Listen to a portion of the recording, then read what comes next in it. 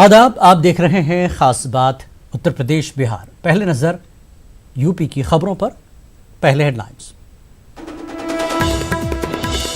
लोकसभा के बाद राज्यसभा में तलाक सलासा बिल मंजूर। बिल की हिमायत में 99 और मुखालफत में पड़े 84 वोट।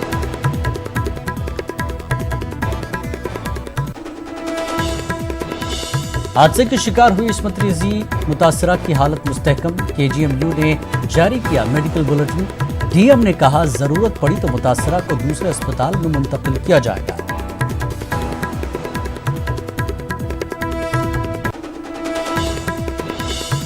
उन्नाव मामले पर लोकसभा में हंगामा। अपोजिशन ने की इंसाफ की मांग।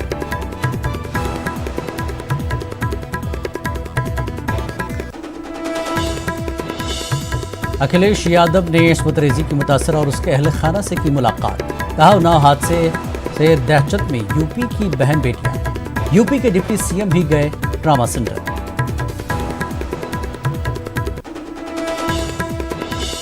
आजम खान के बेटे अब्दुल्ला आजम के खिलाफ एफआईआर दर्ज। जाली दस्तावेज की बुनियाद पर पासपोर्ट बनवाने का इल्जाम। स्वार टांडा से एमएलए हैं अब्दुल्ला आजम।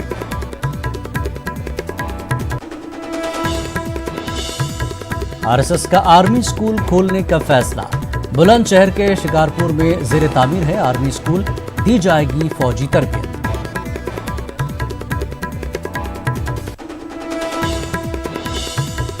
इमामबाड़ा मिर्जा गुलाम हैदर की जांच में अब नई परतें खुलकर आ रही हैं सामने। हुकूमत ने शिया वक्फ बोर्ड के आला ओहदेदारों के खिलाफ कानूनी कार्रवाई करने का किया फैसला।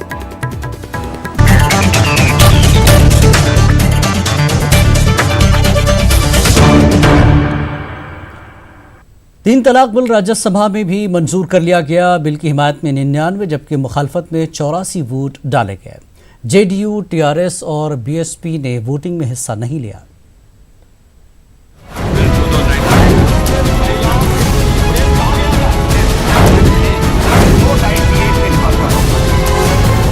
तलाक सलासा बिल राज्यसभा में मंजूर कर लिया गया। जी हां, ये वही तलाक सलासा बिल है जो बीजेपी के नाक का सवाल बना हुआ था। लोकसभा से मंजूर होने के बाद वज़ीर कानून रविशंकर प्रसाद ने राज्यसभा में बिल पेश करते हुए कहा कि आज ऐवान के लिए तारीखी दिन है। 20 से ज्यादा इस्लामी ममालिक में तलाक सलासा पर पाबंदी आयद है, लिहाजा हिंदुस्तान जैसे मुल्क में इसे जारी नहीं रखा जा सकता है। इन्होंने कहा कि सुप्रीम कोर्ट ने भी इसे गैर आईनी करार दे दिया है। कांग्रेस समेत दीगर अपोजिशन पार्टियों की तरफ से तलाक सलासा बिल की पुरजोर मजम्मत की गई। दिलचस्प बात यह है कि मरकजी हुकूमत की इत्तेहादी जमात जेडीयू ने भी इस बिल की मुखालिफत की और ऐवान से वॉकआउट भी किया। राज्यसभा में तलाक सलासा बिल को सिलेक्ट कमेटी के पास असरनो गौर करने की तजावीज हिज़्ब इख्तिलाफ के अरकान पार्लियामान की जानिब से दी गई, लेकिन इस तजवीज को मुस्तरद कर दिया गया। तलाक सलासा बिल के लिए लोकसभा की तरह पर्चियों से वोटिंग कराई गई, जिसमें तलाक सलासा बिल की हिमायत में 99 वोट पड़े, जबकि तलाक सलासा बिल की मुखालिफत में 84 वोट पड़े। लोकसभा और राज्यसभा में तलाक सलासा बिल की मंजूरी के बाद इसे सदर जमहूरिया की मंजूरी के लिए भेजा जाएगा। अगर सदर जमहूरिया इस बिल पर दस्तखत कर देते हैं तो ये बिल कानून बन जाएगा। Bureau report, news 18 Urdu.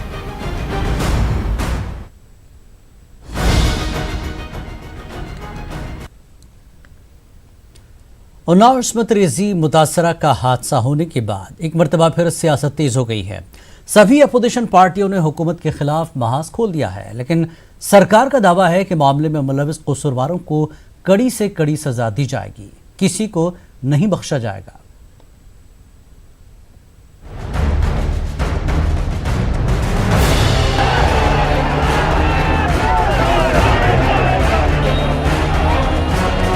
जो कांग्रेस जमीन पर नहीं दिखाई दे रही थी, वो कांग्रेस उन्नाव रेप हादसे के बाद सड़क पर एहतजाज कर रही है।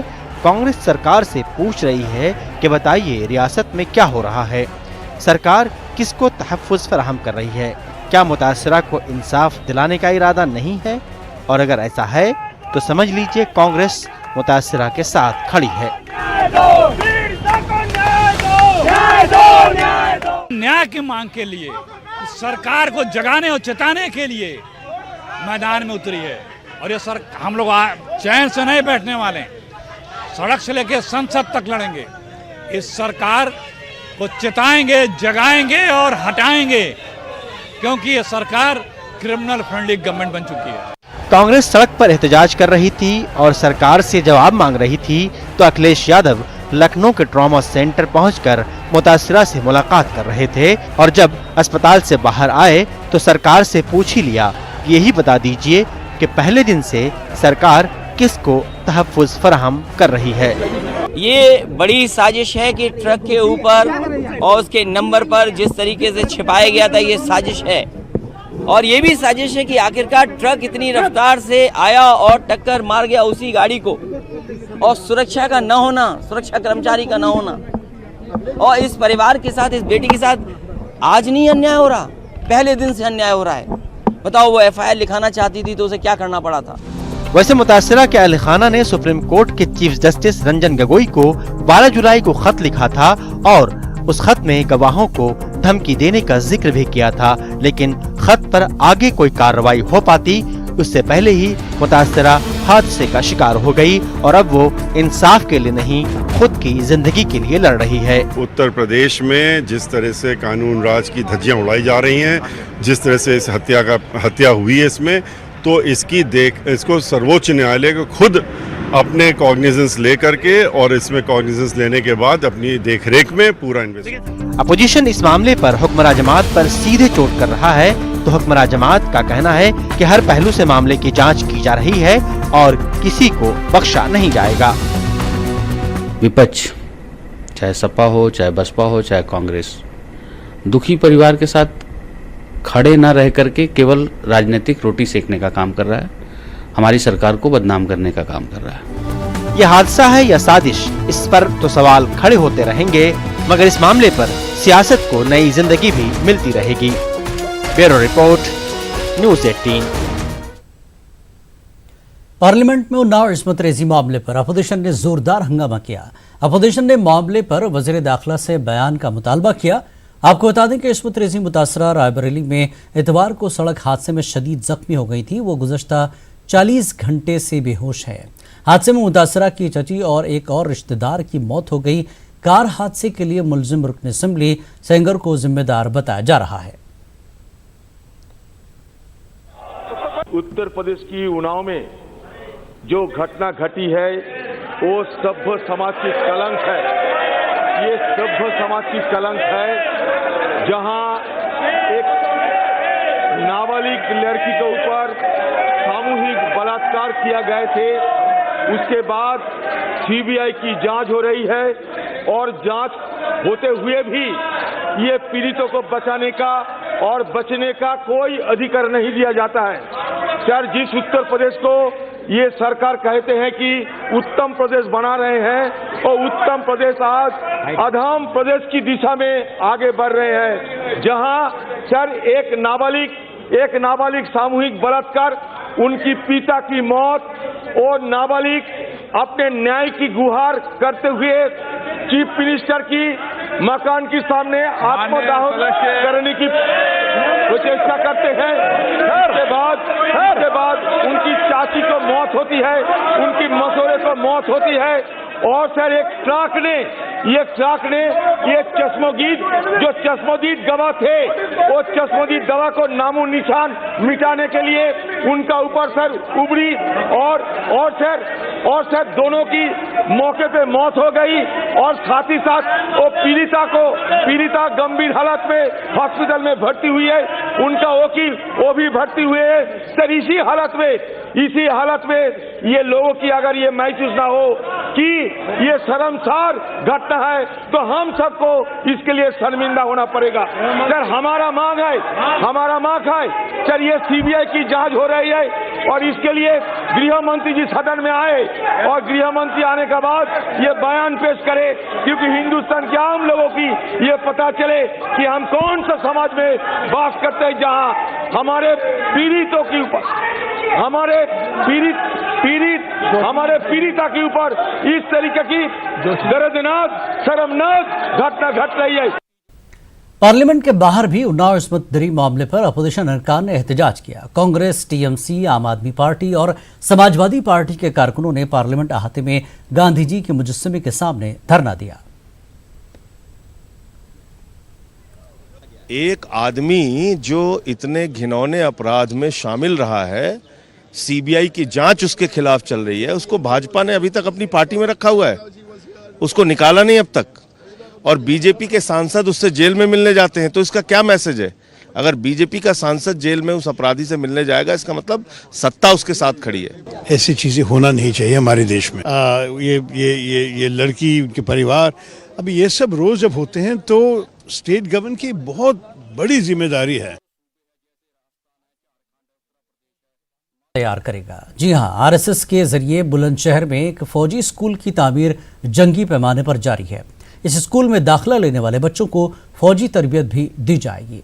बुलंदशहर से सैयद अली शरर की ये रिपोर्ट।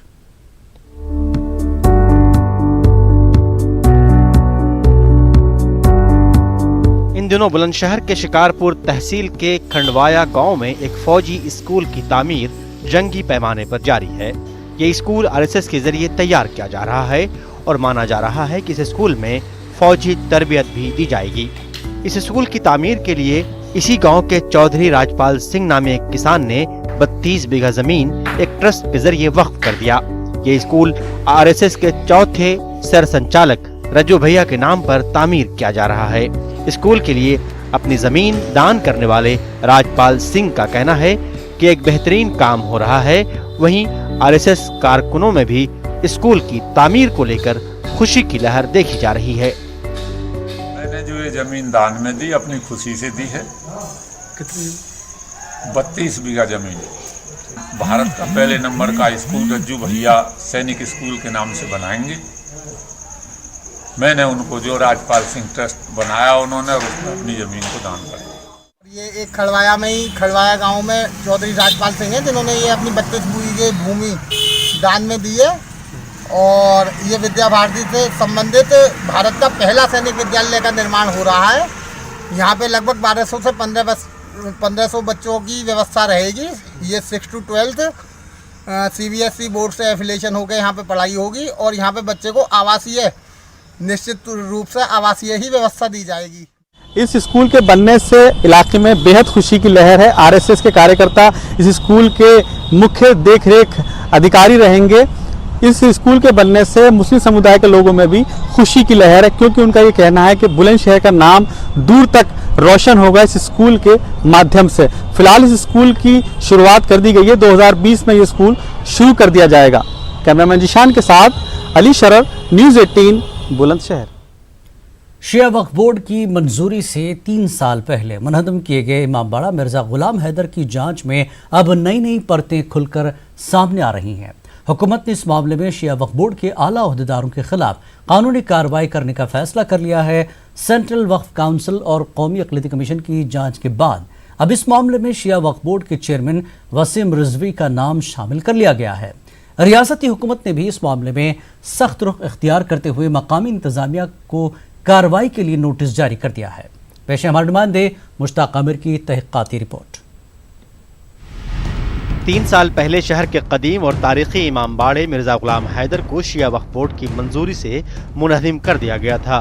300 बरस पुराने इमामबाड़ा गुलाम हैदर के इन्हदाम के खिलाफ लोगों ने सख्त एहतजाज किया था। इमामबाड़ा मिर्जा गुलाम हैदर का इन्हदाम शिया वक्फ बोर्ड की मंजूरी के बाद इमामबाड़े के मुतवल्ली वक़ार रिजवी ने कराया था। शिया वक्फ बोर्ड इमामबाड़ा मुनहदिम करा के इस पर तजारती कॉम्प्लेक्स बनवाने का मंसूबा रखता था, लेकिन मकामी लोगों के सख्त एहतजाज के बाद तजारती कॉम्प्लेक्स की तामीर का काम रुकवाना पड़ा। यही नहीं, सख्त अवामी दबाव के बीच 20 सितंबर 2016 को मकामी कोतवाली में FIR भी दर्ज कर ली गई, लेकिन FIR दर्ज करने के बाद भी पुलिस की तरफ से इमामबाड़ा मुनहदिम करने वालों के खिलाफ कोई कार्रवाई नहीं की गई। वक्फ के लिए तहफ़्फ़ुज़ के काम करने वाले अफराद ने इसकी शिकायत सेंट्रल वक्फ काउंसिल और कौमी अक़लियती कमीशन से की। हम चले गए माइनॉरिटीज़ कमीशन में। माइनॉरिटीज़ कमीशन ने इनको बुलाया, इनको भी सुना और हमको भी सुना। तो इधर से क्या नाम है, डिप्टी SP और ADM सिटी, ये दोनों गए उसके बाद इन्होंने कमिट किया कि हम इस काम को करेंगे, ठीक है।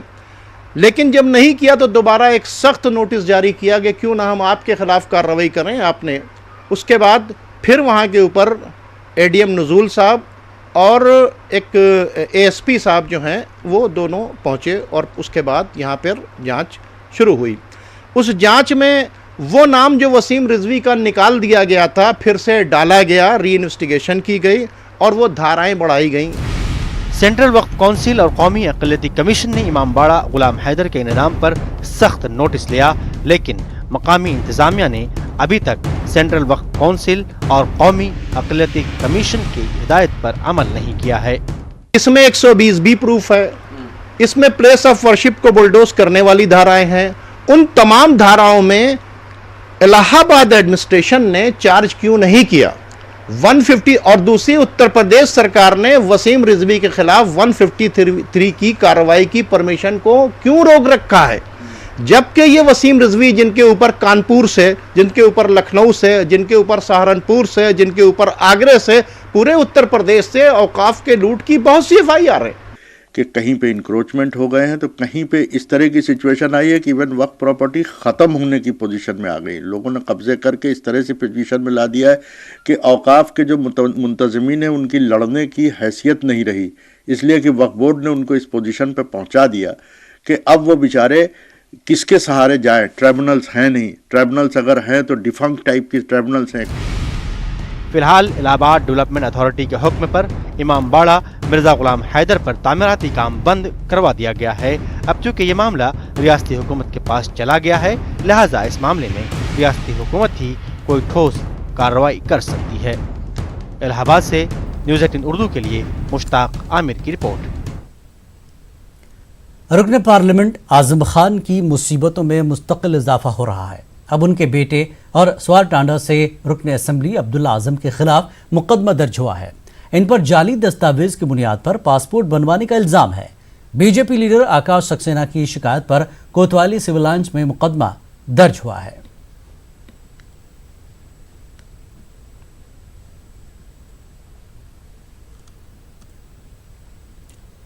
बुलंदशहर में महाशिवरात्रि के मौके पर कांवड़ियों का पुरतपाक इस्तकबाल किया गया। एसएसपी ने खुद हेलीकॉप्टर से कांवड़ियों पर फूलों की बारिश की। जगह जगह फूलों की बारिश के बाद हेलीकॉप्टर को पुलिस लाइन्स में उतारा गया।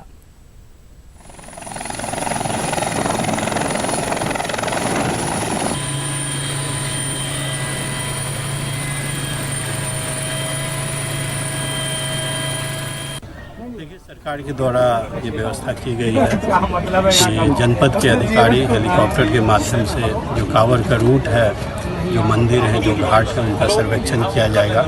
हमारे पास ये मैप है, तो आप मैप को देख सकते हैं। अभी हम लोग बुलंदशहर में हैं, यहाँ से आहट जाएंगे, वहाँ से रामघाट जाएंगे जो कि फेमस जगह है, वहाँ से खुर्जा आएंगे, वहाँ से फिर बुलंदशहर, और फिर ये जो गुलावटी सिकंदराबाद रूट है उसमें भी बहुत सारे यात्री चलते हैं। गुलावटी होते हुए फिर हम लोग बुलंदशहर। सर, जो पुष्प रखे गए हैं, क्या पुष्प वर्षा भी की जाएगी? शुभ काम अगर कुछ होता है तो अच्छी बात है और करेंगे शुभ काम। शिवरात्रि के मौके पर आज मेरठ के कदीम और तारीखी उघड़नाथ मंदिर में कांवड़ियों के जल चढ़ाने का सिलसिला सुबह 4 बजे से शुरू हो गया है। मेरठ के कदीम उघड़नाथ शिव मंदिर में शिवरात्रि और महाशिवरात्रि के मौके पर लाखों की तादाद में अकीदतमंद गंगा जल चढ़ाकर मन्नतें मांगते हैं। मगरबी यूपी में बागपत के पुरा महादेव मंदिर के बाद मेरठ के उघड़नाथ मंदिर से हिंदुओं की सबसे ज्यादा अकीदत वाबस्ता है। साथ ही 1857 की पहली जंग आज़ादी से भी इस मंदिर की तारीख वाबस्ता है।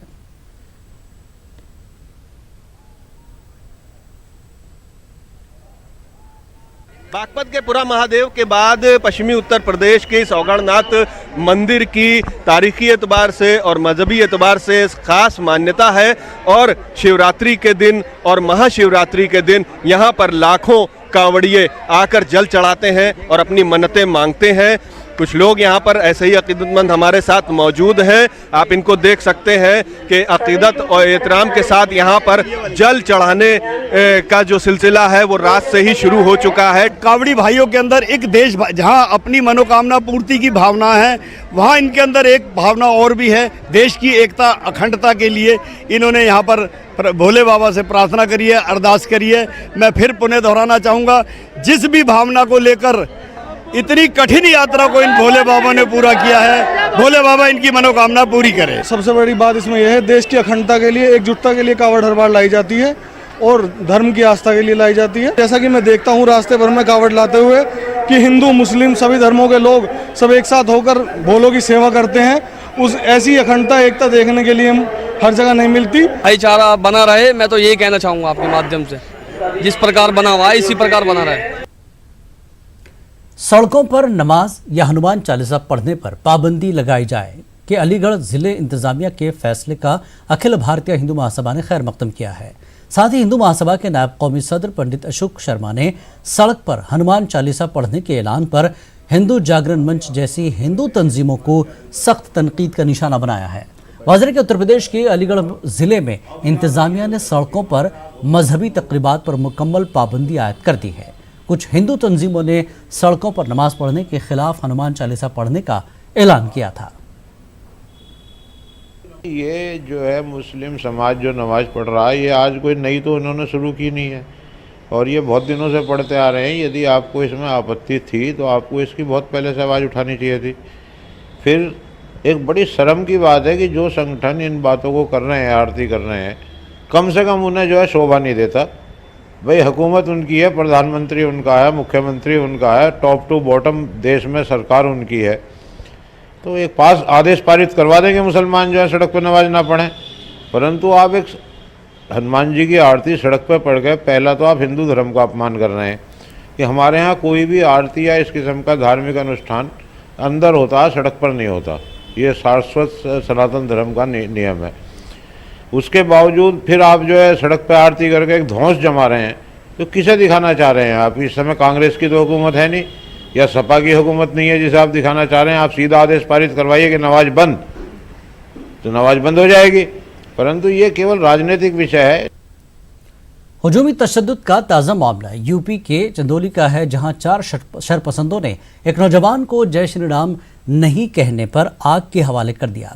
70% जली हालत में नौजवान को बनारस के एक अस्पताल में दाखिल कराया गया था, जहां उसने दम तोड़ दिया। बताया जा रहा है कि नौजवान अल सुबह बैतुल खला के लिए घर से बाहर गया था, तभी सुनील नामी शख्स और उसके साथियों ने इसको पकड़ लिया और जय श्री राम का नारा लगाने को मजबूर किया।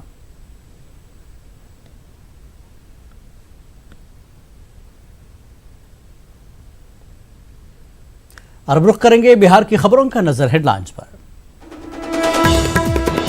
रोहतास में पुलिस और आम लोगों के बीच